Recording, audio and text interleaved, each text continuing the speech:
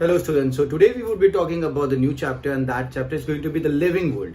ठीक है, तो आज जो चैप्टर के बारे में बात करने वाले हैं that is the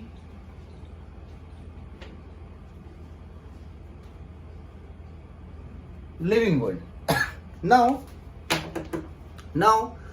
काफी सारी चीजें आपको वर्ल्ड में देखने को मिलेगी ना. On what basis are we going to consider those things as living और नॉन लिविंग? कौन सी चीजों, कौन से कैरेक्टरिस्टिक्स के बेसिस पे we would be taking them as a living thing, okay, या फिर नॉन लिविंग थिंग? क्योंकि वर्ल्ड की आप बात करते हो तो वर्ल्ड में तो काफी सारी चीज अवेलेबल है, तो इसमें से लिविंग चीजें कौन सी है और नॉन लिविंग चीजें कौन सी है, तो we would talk about them. ठीक है, so some of the characteristics, okay, जो प्रूव करती है या जो कंसीडर की जा सकती है as the characteristics of living organisms या फिर as the characteristics of living beings, कि ये कैरेक्टरिस्टिक्स होनी चाहिए. ठीक है, तो होनी चाहिए, but does it really mean that ये कैरेक्टरिस्टिक्स लिविंग ऑर्गेनिज्म के पास ही होगी? ठीक है, तो सम ऑफ द कैरेक्टरिस्टिक्स जो आप कंसीडर कर सकते हो कि यार ये लिविंग चीजों के पास होनी ही चाहिए. So one of the characteristic that is the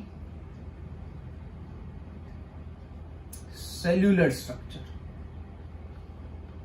कौन सी कैरेक्टरिस्टिक्स हो गई? सेल्यूलर स्ट्रक्चर हो गया. ठीक है, will talk about each one of them in details. पहले मैं लिख देता हूं. ओके, सो सेल्यूलर स्ट्रक्चर कैरेक्टरिस्टिक होगा जिसको आप कंसीडर कर सकते हो कि यार ये लिविंग ऑर्गेनिजम्स के पास ही होगा. दूसरा जो कैरेक्टरिस्टिक्स अवेलेबल है दैट इज मेटाबॉलिज्म. ये कैरेक्टरिस्टिक लिविंग के पास हो सकता है. ठीक है, एंड ग्रोथ.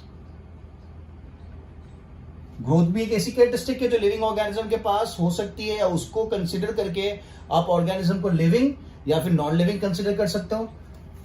रिप्रोडक्शन के बेसिस पे चीजों को लिविंग या नॉन लिविंग कंसीडर किया जा सकता है या नहीं. ठीक है, and last is consciousness.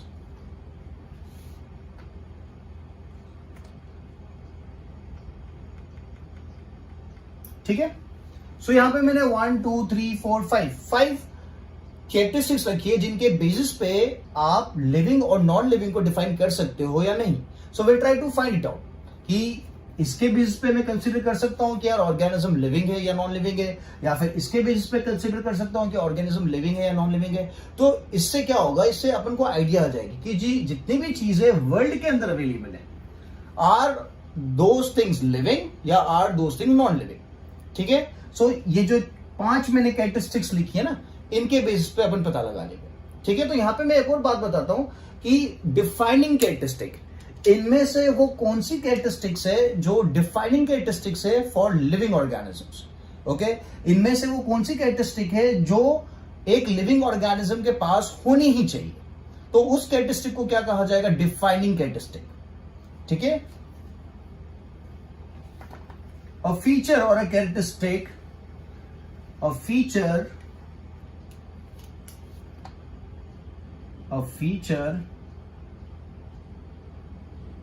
or a characteristic, a feature or a characteristic that is only possessed by, feature or a characteristic only possessed by a living organism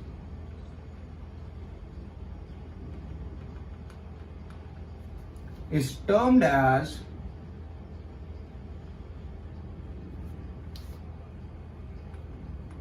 a defining character. कौन सा कैरेक्टर?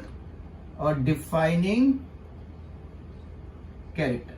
तो जो 5 characteristics मैंने आगे लिखी, इनमें से कौन सी कैरेक्टरिस्टिक डिफाइनिंग कैरेक्टरिस्टिक है फॉर द लिविंग ऑर्गेनिज्म, तो वो अपन आज पता लगाएंगे. ठीक है, सो अ फीचर और a characteristic which is only possessed, सिर्फ by a living organism.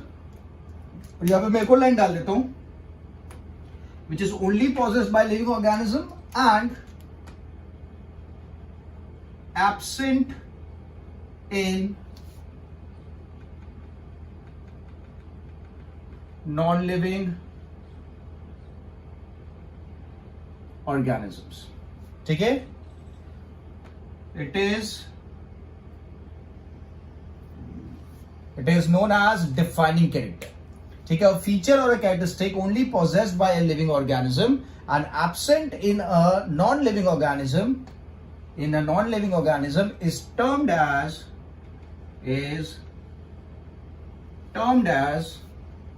defining character। मतलब आपको पता चल गया कि defining character मतलब क्या हो गया। डिफाइनिंग कैरेक्टर मतलब वो कैरेक्टर जो सिर्फ लिविंग ऑर्गेनिज्म के पास प्रेजेंट होना चाहिए, नॉन लिविंग के पास नहीं होना चाहिए। अगर नॉन लिविंग के पास भी प्रेजेंट है तो आप उसको डिफाइनिंग कैरेक्टर नहीं बोलोगे, ठीक है, क्लियर है। तो मैंने जो फर्स्ट पॉइंट लिखा था, I said that cellular structure. तो यार चलो देखते हैं सेलुलर स्ट्रक्चर डिफाइनिंग कैरेक्टर है या डिफाइनिंग कैरेक्टर नहीं है, ठीक है। तो आपको पता है कि यार जो सेल होते हैं वो टिश्यू बनाते हैं, टिश्यूज क्या बनाते हैं, टिश्यू सिस्टम बनाते हैं, ऑर्गन सिस्टम बनाते हैं और फिर एक ऑर्गेनिज्म का फॉर्मेशन होता है, ठीक है। तो अगर मैं बात करता हूं सेलुलर स्ट्रक्चर की,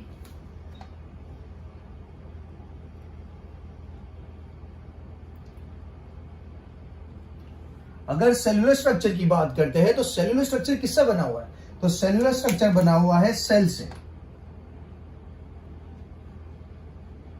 किससे बना है, सेल से।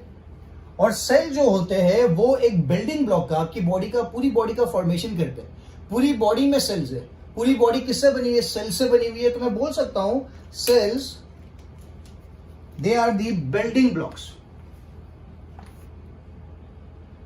they are the building blocks of the body। Body का फॉर्मेशन करते, they are the building blocks of the body। और दूसरी बात यह है कि सेल के अंदर काफी सारी बायोकेमिकल एक्टिविटीज होती है, काफी सारी बायोकेमिकल एक्टिविटीज होती है।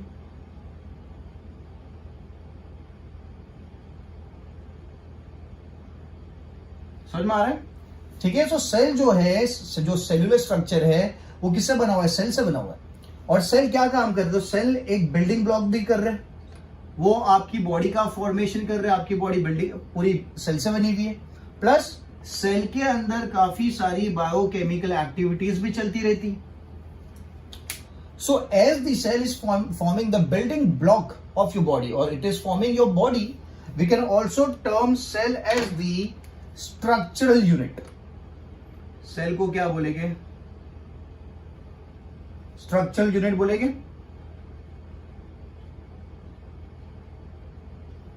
Structural unit and biochemical activities भी सेल के अंदर हो रही है, तो उसके बेसिस पे we can term cell as the functional unit. क्योंकि सेल में जो बायोकेमिकल एक्टिविटीज होती है और जो प्रोडक्ट्स बनते हैं, जो चीजें बनती है, वो बॉडी को मेंटेन करने के लिए, बॉडी को रेगुलेट करने के लिए काफी ज्यादा इंपॉर्टेंट है। तो ये cell is the structural unit as well as the functional unit of life आप बोल सकते हो, ठीक है। तो ये जो कैरेक्टरिस्टिक है सेल, सेलुलर स्ट्रक्चर, ये डिफाइनिंग कैरेक्टर हुआ या नॉन डिफाइनिंग कैरेक्टर हुआ। तो जैसे कि अगर मैं बात करता हूं, if I talk about paper, तो paper is not made up of cell. If I talk about sand, sand is not made up of cell. Cell, sand के अंदर बिल्डिंग ब्लॉक्स सेल्स नहीं बनाते, या फिर सैंड के अंदर बायोकेमिकल एक्टिविटीज नहीं होती, ठीक है। तो यार सेलुलर स्ट्रक्चर क्या हो गया, ये एक ऐसी कैरेक्टरिस्टिक है जो सिर्फ लिविंग ऑर्गेनिज्म के पास देखने को मिलेगी। सेलुलर कैरेक्टरिस्टिक या cellular structure is the characteristic which is only present in the living organism बोल सकते हैं। तो yes, the cellular structure is defined as the defining characteristic, it is the defining character,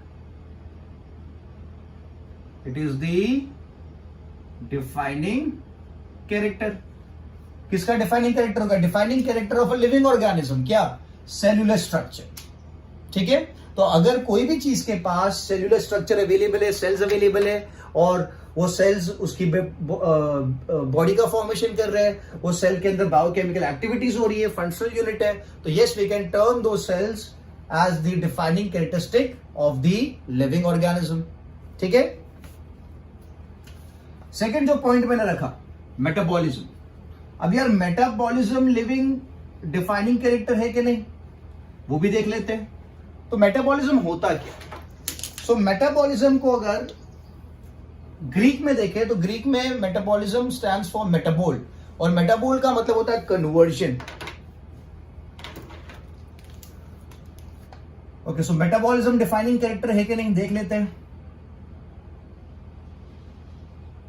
so metabolism has come up from a Greek word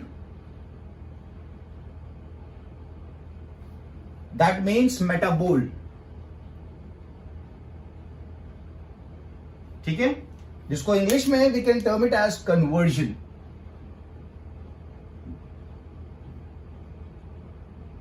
तो metabolism में क्या होता है, metabolism का जो ग्रीक टर्म है दैट इज मेटाबोल, और मैंने बोला मेटाबोल का मतलब क्या होता है, कन्वर्जन। तो मेटाबॉलिज्म में क्या होता है, कन्वर्जन होता है, चीजों का कन्वर्जन किया जाएगा, metabolism.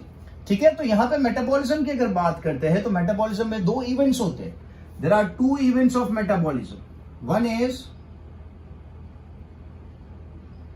anabolism, another is catabolism. One is anabolism, another is catabolism. These are the two important events of metabolism.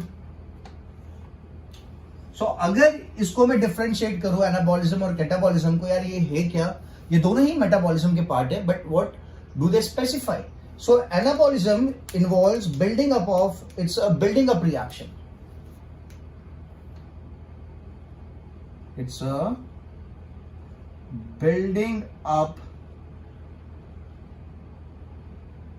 reaction। ठीक है, और कैटाबॉलिज्म क्या है? तो catabolism is termed as the breakdown reaction.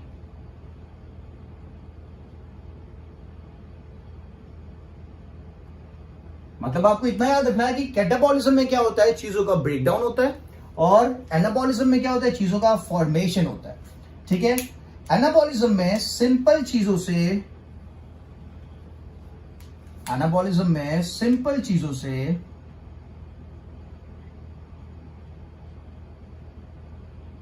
Complex चीजें बनाई जाती है, सिंपल से कॉम्प्लेक्स चीजें बनाई जाती है। और कैटाबॉलिज्म में ब्रेकडाउन लिखा है, तो कॉम्प्लेक्स चीज को ब्रेक करके क्या बनाया जाता है, सिंपल चीजें बनाई जाती है। कॉम्प्लेक्स चीजों को ब्रेक करके सिंपल चीजें बनाई जाती है। ठीक है, तो यहां पे अगर एग्जांपल की अपन बात करें तो एक सबसे अच्छा एग्जांपल है फोटोसिंथेसिस। फोटोसिंथेसिस में क्या किया जाता है, आप वाटर लेते हो, आप CO2 लेते हो, और इन दोनों को सनलाइट और क्लोरोफिल की प्रेजेंस में किस में कन्वर्ट करते हो, इसको कन्वर्ट करते हो ग्लूकोज में। Okay, glucose is a very big molecule. तो आपने छोटे छोटे मॉलिक्यूल, पानी का छोटा सा मॉलिक्यूल लिया, आपने CO2 का मॉलिक्यूल लिया, और आपने एक बड़े मॉलिक्यूल का फॉर्मेशन किया, a bigger molecule, simple to complex. Glucose is bigger and complex molecule. तो यहां पे एग्जांपल में अपन लिख देंगे एनाबॉलिज्म में फोटोसिंथेसिस। क्या लिख देंगे, फोटोसिंथेसिस लिखेंगे। तो यहां पे क्या लिखे, तो आपने 10th स्टैंडर्ड में पढ़ा है कि जो ग्लूकोज होता है, ग्लूकोज का क्या किया जाता है, ब्रेकडाउन किया जाता है, एरोबिक रेस्पिरेशन किया जाता है। ओके, तो यहां पे मैं एग्जांपल लिखूंगा रेस्पिरेशन। ग्लूकोज का ब्रेकडाउन किया जाता है in presence of oxygen, that is termed as anabolic, that is termed as the aerobic respiration. So respiration में क्या होता है कि जो ग्लूकोज एक कॉम्प्लेक्स मॉलिक्यूल है उसको तोड़ा जाता है और सिंपल फॉर्म में कन्वर्ट किया जाता है। ओके, कॉम्प्लेक्स टू सिंपल, समझ में आ गया। ग्लूकोज का जो ब्रेकडाउन होता है, या कोई भी सब्सटेंस या कोई भी कंपाउंड का जो ब्रेकडाउन होगा, that would be termed as catabolism. और कोई भी कॉम्प्लेक्स कंपाउंड का फॉर्मेशन होगा from a simple compound, that is termed as anabolism. ठीक है, अच्छा अभी एक कॉमन पॉइंट लिखता हूं, ये दोनों जो प्रोसेस है, anabolism and catabolism, it can be performed in vivo and in vitro। in vivo मतलब inside the body, and in vitro means, vitro stands for glass, vitro का मतलब होता है ग्लास। तो inside the glass tube, inside the test tube भी आप बोल सकते हो। ओके, तो एनाबॉलिज्म कैटाबॉलिज्म दोनों कहां परफॉर्म किए जा सकते हैं, it can be performed inside the living organism as well as inside a glass tube. ठीक है, आपको चीजें प्रोवाइड करनी पड़ेगी तब जाके रिएक्शन होगा, बट ये जो रिएक्शन है, ये रिएक्शन कौन सा reaction? It's a living reaction. Reaction हो रहा है, there is something going on, so it's a living reaction. ठीक है.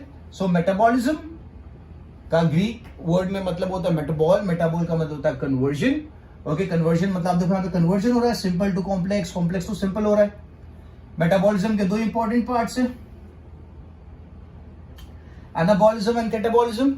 Anabolism leads to the buildup reaction, simple to complex. Example में फोटोसिंथेसिस लिखा है. Catabolism is breakdown reaction, complex to simple. Example में respiration लिखा है. It can be performed inside the body as well as it can be performed in a test tube or a glass tube as well. ठीक है. So now यहां पे जो बात करी, is it a defining characteristic or not? देखते हैं defining है कि नहीं. I'll write this down. Now यहां पे एक और बात आपको याद रखनी है कि जब एनाबॉलिज्म का प्रोपोर्शन कैटाबॉलिज्म के कंपैरेटिवली काफी ज्यादा होता है, तो बॉडी में ग्रोथ होती है. क्या होता है? ग्रोथ. ओके, ग्रोथ वाला टॉपिक नेक्स्ट में लेते हैं, पहले इसकी बात कर लेते हैं. Is it a defining character? Metabolism is it defining character और नॉट? ठीक है, तो डिफाइनिंग के लिए क्या होना चाहिए? It should only be present in the living system, not in the non living system. But यहां पे जो रिएक्शन है, इस रिएक्शन को आप टेस्ट ट्यूब में परफॉर्म करो, ऑटोमेटिकली नहीं हो रहा है. मैंने बोला कि टेस्ट ट्यूब में भी होगा, but it is perform by a living organism. It is not taking place by itself. ठीक है, तो यहां पे मैं लिखता हूं टेस्ट ट्यूब के अंदर जब आप इसे परफॉर्म कर रहे हो, तो टेस्ट ट्यूब के अंदर जब आप परफॉर्म कर रहे हो, तो test tube is not a living thing.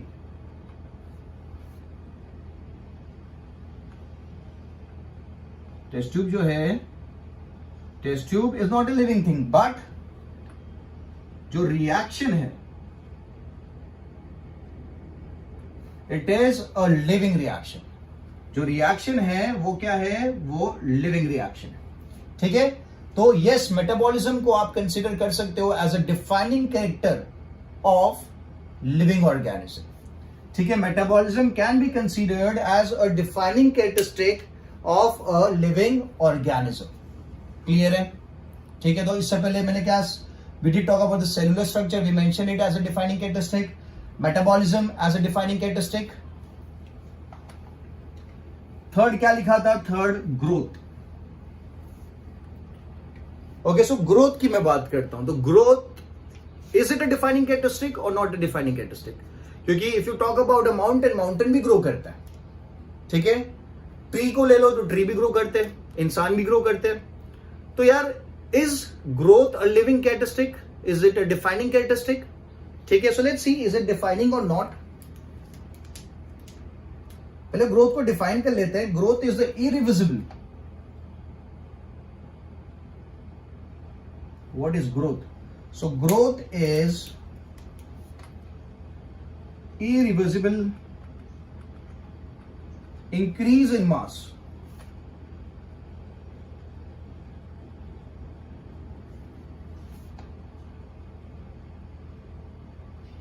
Increase in mass or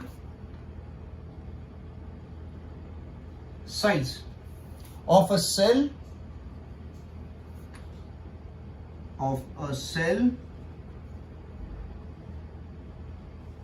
organ, या फिर पूरा की पूरा ऑर्गेनिज्म, और the whole organism. Irreversible increase in mass or size of a cell, organ, or the whole organism is termed as growth.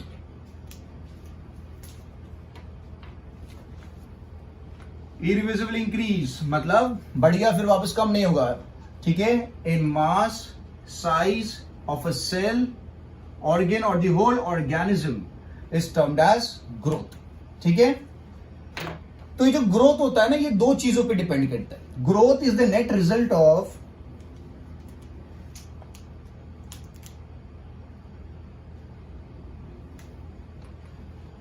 growth is a net result of two companies. Growth is a net result of two companies, that is, अभी जो आप थोड़ी देर पहले अपन ने देखा, anabolism and catabolism. ये दो चीजों पे ग्रोथ डिपेंड करती है, एनाबॉलिज्म पे और कैटाबॉलिज्म पे. अगर आपकी बॉडी में ज्यादा एनाबॉलिज्म हो रहा है, anabolism is more than catabolism, so this would lead to the growth. तो क्या मिलेगा? This would lead to the growth. अगर catabolism is more than anabolism, so this would result in growth नहीं होगा, no growth would take place.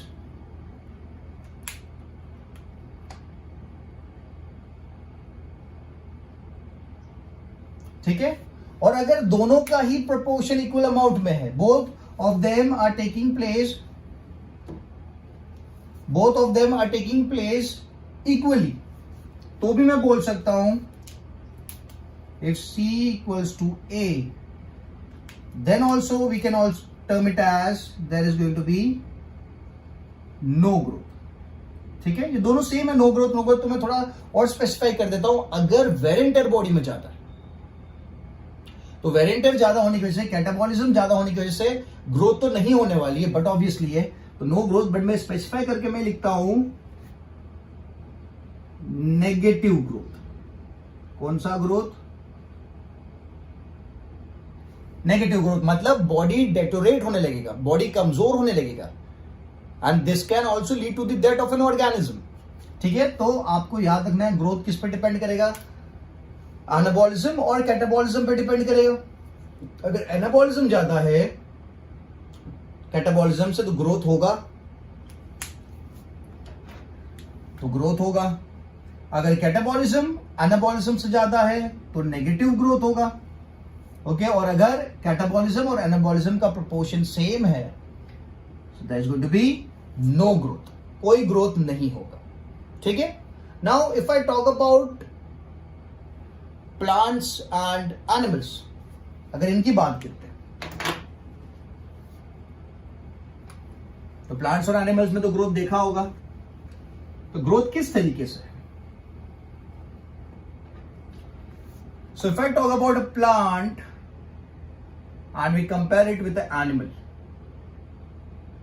अगर plant को animal के साथ कंपेयर करते हैं, तो आप ये चीज नोट करोगे कि प्लांट्स में जो ग्रोथ होती है that is through out the life, grows through out life. It would grow through out the life. But अगर मैं एनिमल की बात करता हूं तो एनिमल्स में ऐसा नहीं है. ग्रोथ अकर्स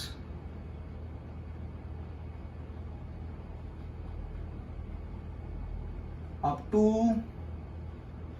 अ सर्टेन टाइम पीरियड. एक पर्टिकुलर टाइम पीरियड तक ही ग्रोथ होता है. प्लांट्स की जैसे नहीं कि प्लांट्स में थ्रू आउट लाइफ ग्रोथ हो रहा है, तो ऐसा नहीं होगा. ठीक है. दूसरी बात, प्लांट्स में जो ग्रोथ होती है वो अनलिमिटेड होती है, अनडिफाइंड होती है. प्लांट्स में जो ग्रोथ होती है दैट इज अनलिमिटेड या फिर अनडिफाइंड. अनलिमिटेड या फिर अनडिफाइंड ग्रोथ है. बल्कि एनिमल्स की अगर आप बात करते हो तो जैसे मैंने बताया, we have a limited growth. We have very limited growth, या फिर I can also use the term defined. Limited या फिर defined. ठीक है. तो आपको क्या लग रहा है? Is it a defining characteristic of a living organism या फिर it's not a defining characteristic? ठीक है. देखते हैं आगे. ठीक है. तो प्लांट्स की जो ग्रोथ होती है वो थ्रू आउट लाइफ साइकिल चलती है. एनिमल्स की ग्रोथ क्या होती है? Up to a certain time period होती है. Growth is up to a certain time period. Unlimited है, अनडिफाइंड है. एनिमल्स में लिमिटेड और डिफाइंड ग्रोथ होती है. ठीक है. नाउ इसी चीज को अगर मैं बात करूं growth in terms of living and non living, growth in terms of living and non living,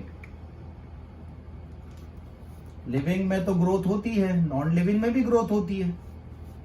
पहाड़ ग्रो करता है, मैंने बताया। सो यार लिविंग जो ऑर्गेनिजम्स होते हैं उनकी जो ग्रोथ होती है वो क्या होती है, इंट्रिंसिक होती है, अंदरूनी ग्रोथ होती है, इंट्रिंसिक ग्रोथ। ओके, जैसे कि अगर ये कोई ऑर्गेनिज्म है, अगर ह्यूमन बॉडी है तो ह्यूमन बॉडी की जो ग्रोथ होगी अंदर से होती है। कहां से होती है, अंदर से सेल्स का प्रोपोर्शन बढ़ता है, आपकी बॉडी के अंदर सेल ग्रो करता है, आपकी बॉडी के बाहर नहीं करते। अंदर आपका फैट का प्रोपोर्शन बढ़ेगा, अंदर आपकी बोन्स का प्रोपोर्शन बढ़ेगा, तो ये हुई आपकी ग्रोथ। तो जो ऑर्गेनिजम्स, लिविंग ऑर्गेनिजम्स में जो ग्रोथ होती है वो क्या होती है, अंदरूनी होती है, इंट्रिंसिक होती है, इसलिए क्या लिखा है, इंट्रिंसिक ग्रोथ है। बल्कि जब आप नॉन लिविंग ऑर्गेनिज्म की बात करते हो, फॉर एग्जांपल मैंने पहाड़ बना लेता हूं मैं, तो पहाड़ में जो ग्रोथ होगी वो बाहर से होगी। कहां से ग्रोथ होती है, बाहर से ग्रोथ होती है। मिट्टी आके जमा हो गई, ओके, स्टोन्स आके जमा हो गए, तो डिपोजिशन होगा, डिपोजिशन की वजह से पहाड़ का जो ग्रोथ है, अमाउंट है, साइज है, वो क्या होने लगेगा, बढ़ने लगेगा।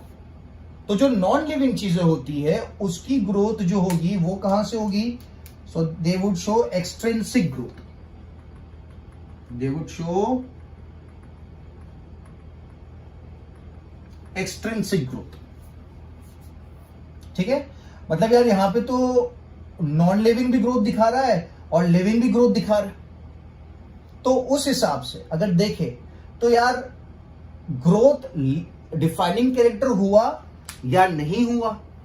तो अगर डिफाइनिंग कैरेक्टर का डेफिनेशन देखे तो वहां पे ऐसा लिखा था कि such a character which is only possessed by a living organism.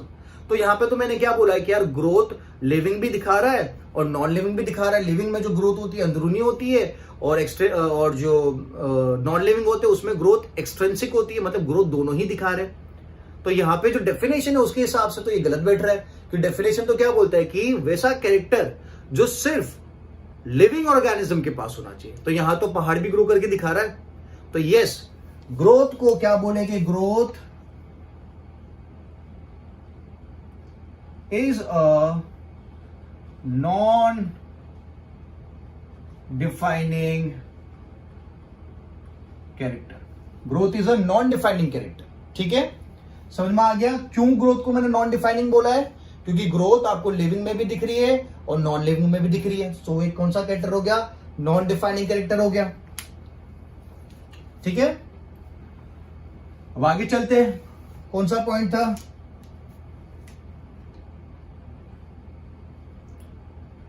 Reproduction. आपको क्या लगता है, रिप्रोडक्शन एक डिफाइनिंग कैरेक्टर हुआ ऑफ लिविंग ऑर्गेनिज्म? ठीक है, तो मैं एक काम करता हूं, मैं सब पॉइंट्स लिख देता हूं, उसके बाद आप मुझे बताना, आप मुझे व्हाट्सएप कर देना और मुझे बताना कि रिप्रोडक्शन डिफाइनिंग कैरेक्टरिस्टिक है या non defining characteristic of A living organism. ठीक है, ये आपका होमवर्क हो गया। सो रिप्रोडक्शन को डिफाइन करते हैं, तो will put it as the process of formation of offspring, process of formation of offspring having, क्या सेम होता है, having features which are more or less similar to parents, features which are more or less similar to the parents। तो reproduction क्या है, ये एक process है जिसके थ्रू एक ऑर्गेनिज्म अपनी ही तरह कैरेक्टरिस्टिक पोजेस करने वाला दूसरा ऑर्गेनिज्म का फॉर्मेशन करता है। ठीक है, so reproduction is a process of formation of offspring having features more और लेस सिमिलर टू पेरेंट्स। ठीक है, समझ में आया। नाउ आपको पता होगा रिप्रोडक्शन में दो टाइप्स है, सेक्सुअल एंड एसेक्सुअल।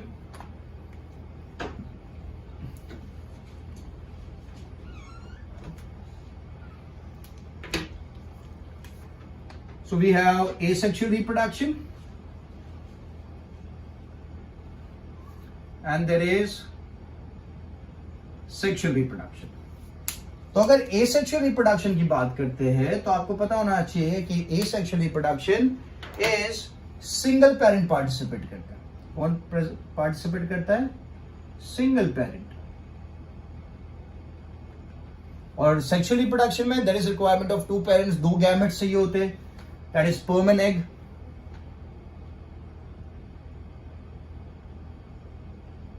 तो मैं बोलूंगा this is biparental. It is biparental है, two parents.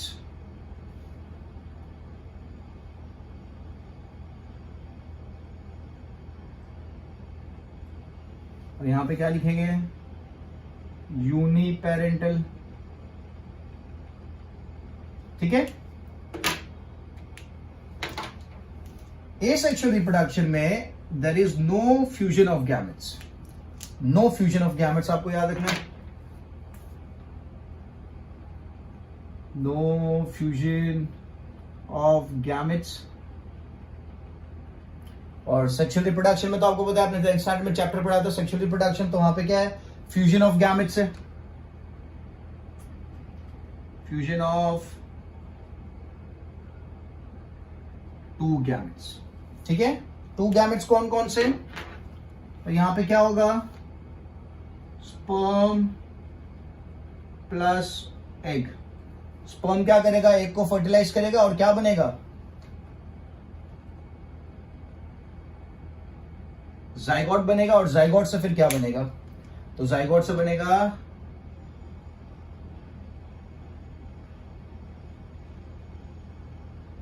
New organism. Zygote से बनेगा न्यू ऑर्गेनिज्म. एसेक्सुअल रिप्रोडक्शन में तो ऐसा कुछ होता नहीं है, क्योंकि मैंने लिख दिया no fusion of gametes, single parent होता है. तो यार एसेक्सुअल रिप्रोडक्शन में क्या होगा? तो यहां पे बनते हैं there is formation of spores. क्या बनते हैं? स्पोर्स. स्पोर्स किसमें देखने को मिलते हैं? तो स्पोर्स देखने को मिलते हैं आल्गे एंड फंगाई में. किसमें देखने को मिलते हैं? आल्गे एंड फंगाई में. ठीक है. दूसरी क्या चीज देखने को मिल सकती है? तो दूसरी चीज जो देखने को मिलती है दैट इज बाइनरी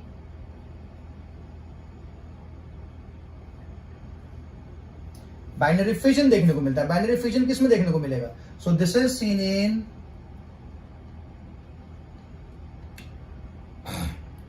बैक्टीरिया. ठीक है. और क्या होता है? बडिंग होता है. Budding is also asexual reproduction. तो बडिंग किसमें देखने को मिलता है? तो बडिंग देखने को मिलता है यीस्ट एंड हाइड्रा में. ठीक है. एक और तरीका होता है fragmentation.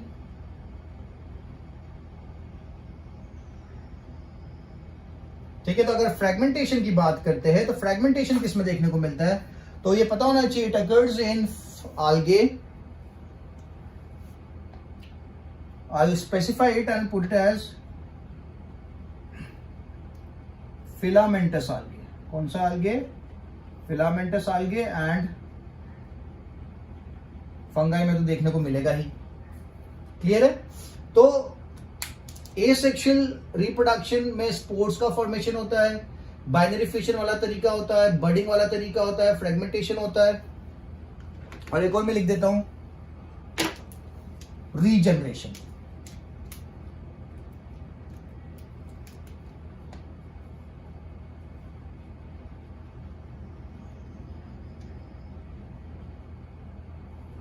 Okay. Regeneration is taking place in planaria.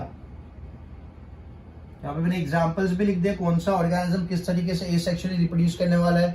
So spores के थ्रू रिप्रोड्यूस कौन करेगा? algae and fungi. Binary fission के थ्रू बैक्टीरिया. बडिंग के through yeast and hydra. Fragmentation के through filamentous algae and fungi. And regeneration के through planaria. ठीक है. यहां पे कहीं पे भी स्पर्म और एग का फॉर्मेशन नहीं होगा और जाइगोट नहीं बनेगा. तो आपको क्या लगता है, is it a defining characteristic और नॉट? ठीक है. Let's see.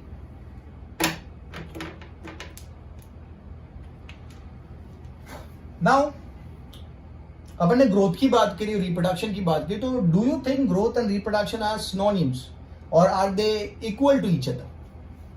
ग्रोथ की बात करी और रिप्रोडक्शन की बात करी, तो what do you think, are they similar? So growth में क्या होता है?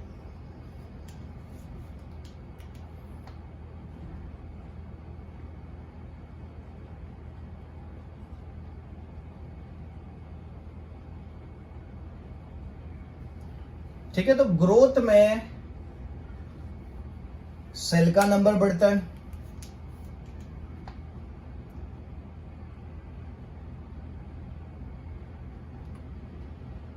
सेल का नंबर बढ़ता है, सेल नंबर इंक्रीजेस, सेल की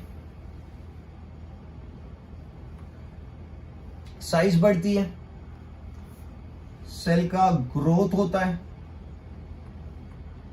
ठीक है, रिप्रोडक्शन में ये होता है क्या? तो यस, रिप्रोडक्शन में भी सेल का नंबर बढ़ता है, एक ऑर्गेनिज्म का फॉर्मेशन होता है। अच्छा, यहां पे I have to specify it कि अगर मैं एक यूनिसेल्युलर ऑर्गेनिजम्स की बात करता हूं, अगर मैं एक यूनिसेल्युलर ऑर्गेनिज्म के बारे में बात कर रहा हूं इन टर्म्स ऑफ रिप्रोडक्शन, तो यूनिसेल्युलर ऑर्गेनिज्म आपको पता होगा, जैसे अभी आपने देखा कि बाइनरी फिशन हुआ, तो एक बैक्टीरिया था वो 2 बैक्टीरिया में कन्वर्ट हो गया, 1 बैक्टीरिया फॉर्म्स 2 बैक्टीरिया। तो यहां पे क्या हुआ, सेल नंबर का इंक्रीज हुआ है। यूनिसेल्युलर ऑर्गेनिज्म के लिए ये रिप्रोडक्शन हुआ, जिसमें एक यूनिसेल्युलर ऑर्गेनिज्म जब रिप्रोड्यूस करता है तो वो 2 नए ऑर्गेनिज्म का फॉर्मेशन करता है। तो यहां पे पहले कितने सेल थे? 1 सेल था, अभी कितने हो गए? 2 सेल हो गए। ठीक है, तो मतलब सेल का नंबर बढ़ा है, सेल की साइज भी बढ़ती है और सेल में ग्रोथ भी देखने को मिलती है। तो यस, अगर मैं बात करता हूं growth and reproduction are equal to each other, तो I have to be specific और मुझे बोलना पड़ेगा yes, it is only in terms of unicellular organism. Unicellular organism के केस में ही आप बोल सकते हो दिस इज म्यूचुअली इंक्लूसिव, मतलब ये सेम है, it is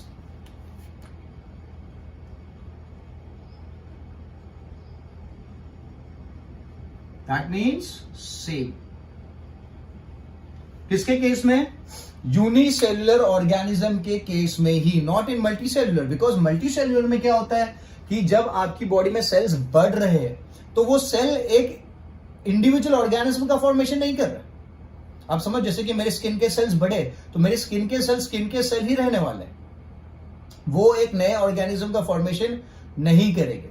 so there is no new organism form when I talk about growth in a multicellular organism. पर यहां पे यूनिसेल्युलर में तो जब ग्रोथ हुआ, ओके, मतलब 1 सेल से 2 सेल हुए, तो वो तो रिप्रोडक्शन हो गया उनके लिए। ठीक है, तो एक डिफरेंस ले लेते हैं बिटवीन यूनिसेल्युलर ऑर्गेनिज्म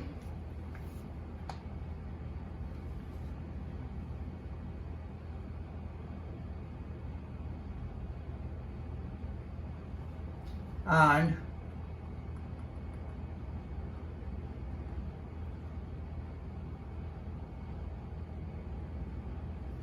ठीक है, तो जैसे मैंने बताया कि in unicellular organism growth equals to R. ठीक है, मतलब ग्रोथ और रिप्रोडक्शन आप सेम कंसिडर कर सकते हो, दे आर, कौन सा टर्म यूज करेंगे, they are mutually inclusive, same. और यही बात अगर मुझे मल्टी सेल्युलर ऑर्गेनिज्म के बारे में बोलनी है तो I can not put it as G equals to R, because G is not going to be equaling R, क्योंकि ग्रोथ अलग हो गया और रिप्रोडक्शन अलग हो गया। तो मैं यहां पे यूज करूंगा दे आर म्यूचुअली एक्सक्लूसिव। क्या कहा जाएगा? म्यूचुअली एक्सक्लूसिव कहा जाएगा। ठीक है, सिंपल एंड इजी।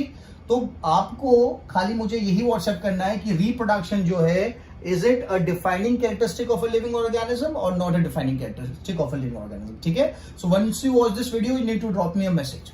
ठीक है, लेट्स मूव अहेड। मैंने रिप्रोडक्शन वाला छोड़ दिया, आपको बताना पड़ेगा कि वो डिफाइनिंग कैरेक्टरिस्टिक है या नहीं है। ठीक है, now let's move ahead and will talk about the another characteristic that is going to be the कौन सा था लास्ट में? Consciousness.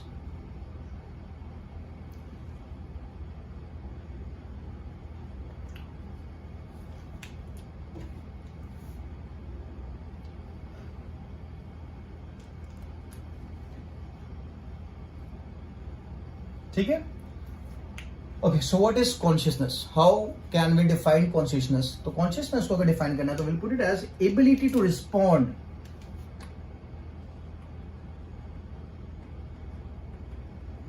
To sense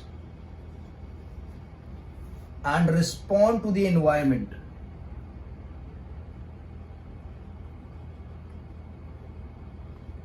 ability to sense and respond to our environment या फिर to our surrounding is known as consciousness. Okay, एक simple सी बात है, if I'm conscious I'm able to respond to my surrounding. If I'm not conscious, okay, that means I'm not living. I'm not able to respond to my surrounding. A dead body or a stone is not going to respond to you whenever you try to, अगर आप उसको बुलाओगे stone को, stone थोड़ी आपके पास आ जाएगा, because it is not conscious. ठीक है, तो let's put more terms. So consciousness is ability to sense and respond to the environment. ठीक है, सो यहां पे क्या होगा? एक्सटर्नल स्टिमुलस होता है. क्या होते हैं? एक्सटर्नल स्टिमुलस होते हैं. ये स्टिमुलस किस तरीके के हो सकते हैं? So it can B physical, it can be chemical, as well as it can be biological stimulus. It can be physical, it can be chemical, or it can be biological stimulus. ठीक है, तो consciousness is actually unexceptional. ये तो काफी clear है कि defining है कि नहीं. Shown by all the living organisms.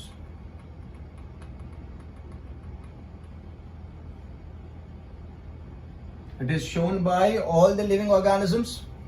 Okay? और जिसमें अगर सबसे ज्यादा सेल्फ अवेयर की अगर बात करें, सबसे ज्यादा कॉन्शियस की अगर बात करें, those are the humans. So human beings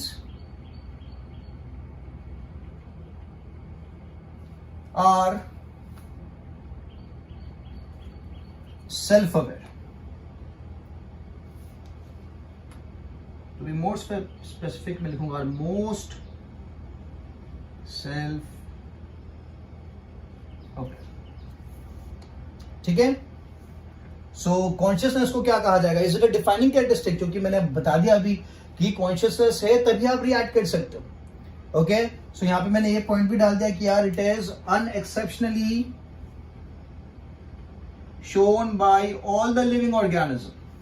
ठीक है, मतलब जो भी लिविंग ऑर्गेनिज्म होगा वो कॉन्शियस तो होगा ही. जो भी लिविंग ऑर्गेनिज्म होगा वो कॉन्शियस तो होगा ही. So yes, consciousness is a defining characteristic of living organism, or it's a defining feature of a living organism. ठीक है, सो नाउ एक और बात मैं कॉन्शियसनेस के बारे में बोल देता हूं कि जितने भी कैरेक्टरिस्टिक्स आपने देखे उन सब में से टेक्निकली जो सबसे कॉम्प्लिकेटेड प्रोसेस है, जो भी 5 कैरेक्टरिस्टिक्स आपने देखी उनमें से सबसे ज्यादा जो कॉम्प्लिकेटेड प्रोसेस है, technically complicated process,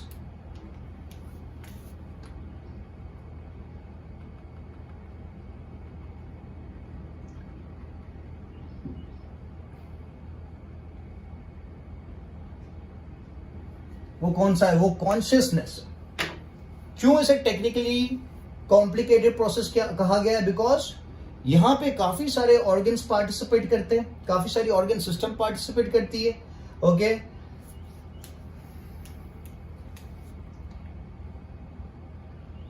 several organ system participate. Okay, जैसे कि the nervous system,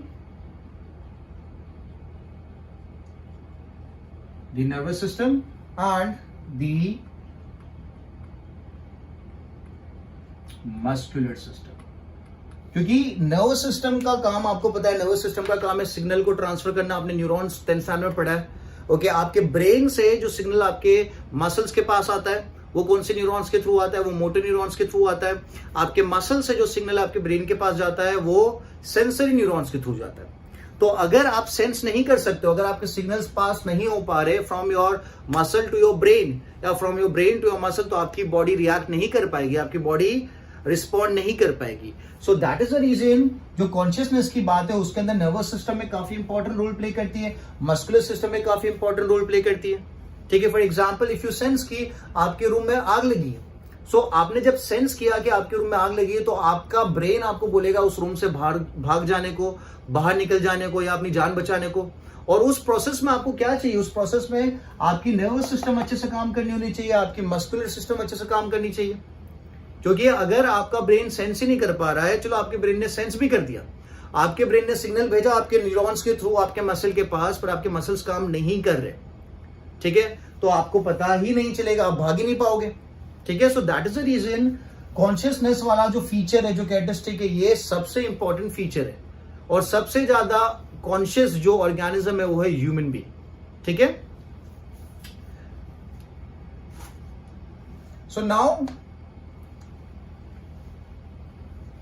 जो भी कैरेक्टरिस्टिक्स अपन ने बोली थी,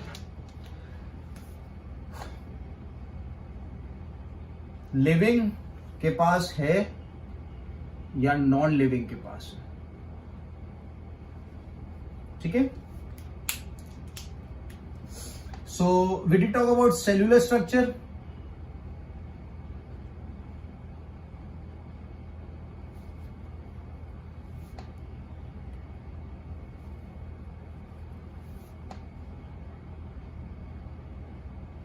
सेल्यूलर स्ट्रक्चर है, फिर कौन सा पॉइंट था? मेटाबॉलिज्म है, फिर कौन सा पॉइंट था? ग्रोथ, फिर क्या था? रिप्रोडक्शन, और लास्ट कॉन्शियसनेस. ठीक है, सो कॉन्शियसनेस की अभी मैंने बात करी, तो कॉन्शियसनेस में क्या कहा जाएगा? लिविंग के पास है, यस. नॉन लिविंग के पास है, नहीं है.